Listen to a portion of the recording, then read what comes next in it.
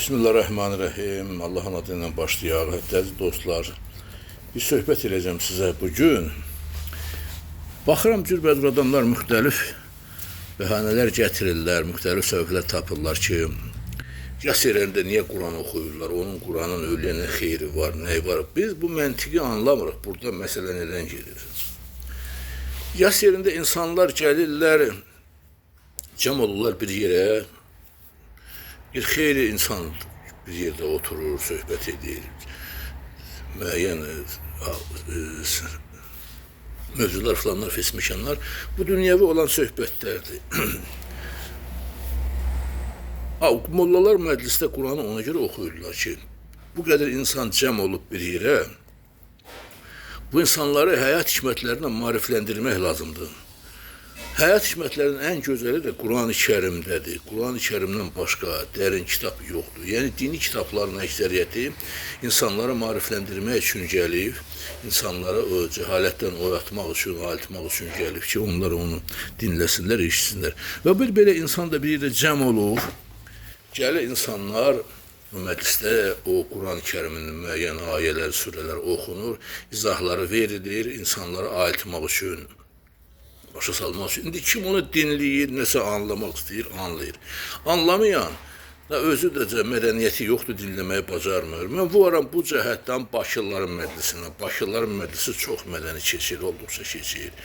Bir çox rayonların cəmatı, Cəbrayıl cəmatı, Talışlar, bunlar çox yaxşı diqqətlə qulaq asırlar məclislərdə, dinləyirlər məclislərdə.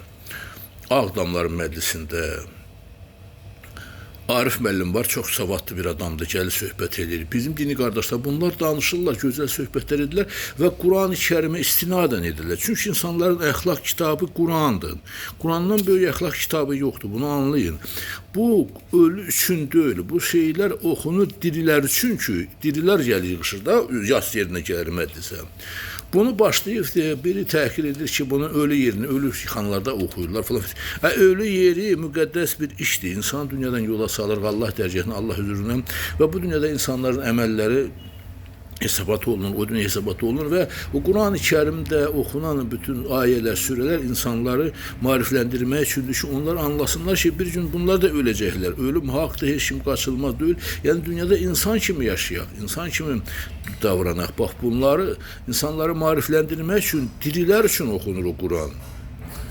Bunun ölüsünü tutaq ki, nə səbəbi vardır, səbəbi yoxdur, biz onu bilmirik, heç kim onu da deyə bilməz ki, onun orada nə səbəbi var, nə səbəbi yoxdur. Onun səbəbi odur ki, o ölən şəxs bir hörmətli, bir izzətli, el içində mərfətli bir insan olarsa, onun yas yerinə, hüzuruna gələn insanlar da ədəbli, ərkanlı insanlar olar, çox olar, mərfətli adamlar olar, dinləyərlər. Bu yas məclisi bir səbəb olar o insanların marifləndirməsində. İnsanlar da bundan müəyyən şeylər götürərlər və həyatlarına tətbiq edə bilərlər. Ona görə də indi başlayıblar ki, hər ağızdan göyşək sığmayan, Quranın Yasinin ölüyə nə xeyri var falan. Biz bunu bilmirik. Heç kim oradan gelib ölüb gəlmir ki, bura onu deyə, orada nə var, nə yox. Bunu heç kim deyə bilməz. Bu sirr olaraq qalır.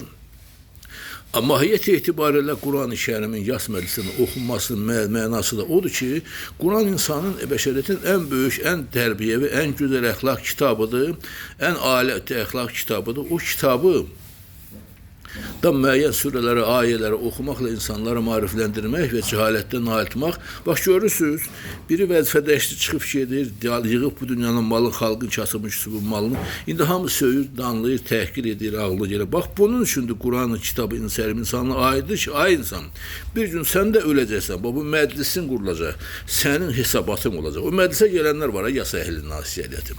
Baxırsan ki, onun hamısı bir-birindən pıçıldaşır, ya bu insan haqqında xoş sözdür, ya deyir ki, dələ düzüdür falan get. Bax, görürsünüz.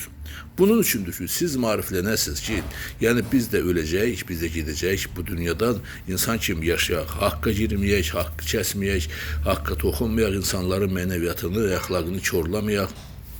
Bax, bunun üçündür. Bu, əlbəttə dirilər üçündür. Çünki məclisə gələnlər əksəriyyəti diri insanlardır və diri insanların əxlaqına təsir eləmək üçün, onların əxlaqını, necə deyərlər, qaydaya salmaq üçün Quran-ı Kərimin ayələri oxunur və ölüyə xeyri yoxdur, bilmirəm, ancaq heç kim bunu bilə bilməz, heç buradakılar da bilə bilməz. Ancaq ki, Fakt odur ki, bu insanları maarifləndirmək üçündür. Ona görə də bu cür ağzı göçəkləşi çıxıb özlərini göstərmək üçün Quranda falan şey yoxdur, Quranda ölü haqqında surə yoxdur. Nə dəxli var ki? Əsas odur ki, insanlar bir cəm olublar o məclislərdə, o söhbətdə. Bizim məsələn dini toylarımızda da Quran-ı Kərimdən oxunurlar. Quran-ı Kərimin ayələri çəkilir, surələrin adı çəkilir, orada hikmətlər söylənir. Və bu hikmətlərin də Füzulinin, Nizaminin, böyük ədiblərimizin, Ələsgərinin, Nalın, Aşıqalının, Miskin Abdalın deyirlər, böyük fikirlər də şeir şəkildə səslənir. Gəlir, Quran-ı Kərim də özü bir nəzm üstündə gəlib, necə mahnı şəkil tutaq ki, belə nəzmlə gəlib də, onun ayələrində Bismillahirrahmanirrahim, həm qafiyədə fikir verir, şeir, Bismillahirrahmanirrahim, Elhamdülillah Rabbil Alemin, Ər-Rəhmanirrahim, Maliki Yevmiddin, İyyaka nəbudu və İyyaka nəstəin. Fikir verirsə, bunlar hamısı qafiyələnmiş sözlərdir, hamısı bax belə. Ona görə də bu Quran-ı Kərimin o cür oxunması özü bir təbii tələbatdır. Quranın tələbatıdır ki, o cür oxunsun, gözəl oxunsun və gözəl səslə oxunması ondan ibarət ki, insanların şüuruna yaxşı girsin. Bax, biz hər birimiz xanəndənin oxuduğu gözəl mahnını tez yadımızda saxlaya bilir. Gözəl sözlər yadımızda saxlayır və xalqın məsəlinə çevrilir o sözlər. Bax, ona görə də Quran-ı Kərimin məsmələsini ona görə oxuyurlar ki, onun toylarda araq içilən yerlərə o barədə oxunulmaz söz yox. Fəqət ki, hətta o məclislərdə baxsan ki, Quran-ı Kərimin ayələrdən kimsə bir misal çəkir, bir söhbət edir, danışılır və insanları yalnız maarifləndirmək, oyatmaq üçündür bunları. Əlbəttə, Quran dirilər üçündür və dirilər üçün də oxunur. Sağ olun, var olun. Yəni, kütləvi şəkildə hər kəs, necə deyirlər, əlinə bir çomaq almasın ki, Quran ölü məclisində oxular.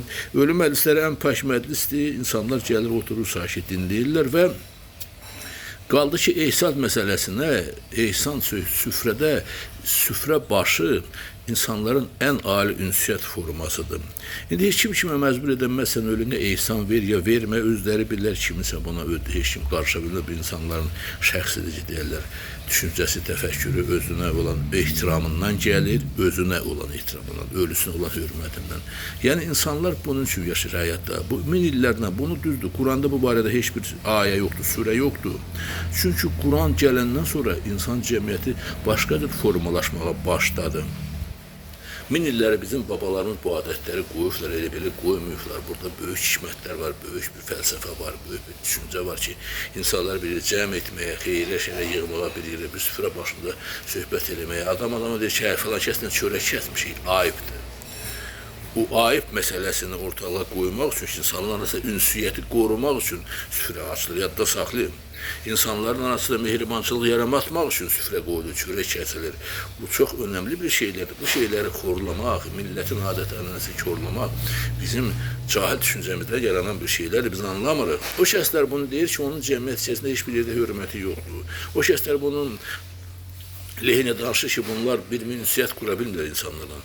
Ancaq bu yas məclislərində, toy məclisində cəmaət gedirsən, görürsən. Yarsın da, xeyrin də, şərin də, bəzəyi, süfrəsidir, yeməkdir, içməkdir. İnsanlar gəlir orada bir müddət, bir tikə, bir qismət. Biz sadəcə yasda yox, toylarda çox ifrata varırıq. Həddən çox israfçılıq olur. Biraz onu azaltmaq olar. Yasda elə bir israfçılıq yoxdur. Bir tikə, bir pişir, biraz belə. Toylarımızda çox israf var. Ona görə də bu adətləri formalaşdırmaq lazımdır.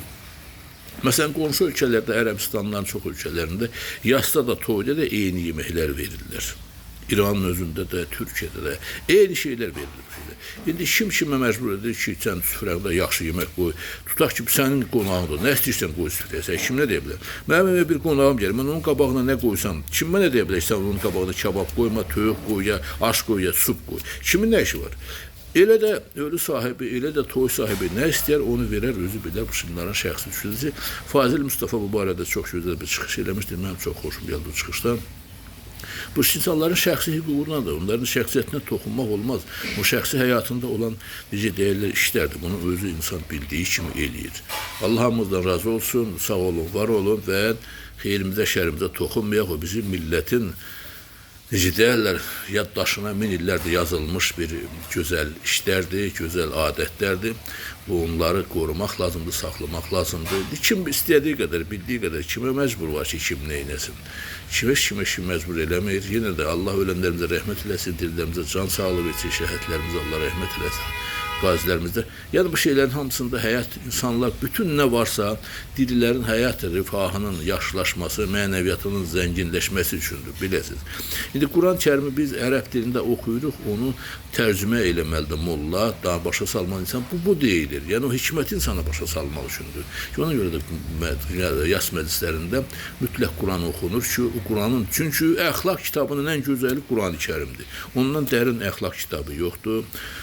Quran, Allah bizim həmimizə köməyimiz olsun, bizə qalışalım Quranın yolundan gedəyən, Quran dediyinlə insanlar hərəkət edəsə, heç kim malını qəsb etməz, heç kimin haqqına girməz. Bax, Quran bunun üçündür. Quran hikmətləri yasda, xeyirdə, şərdə bunun üçün də oxunur ki, insanlar bunu anlasınlar. Sağ olun, var olun.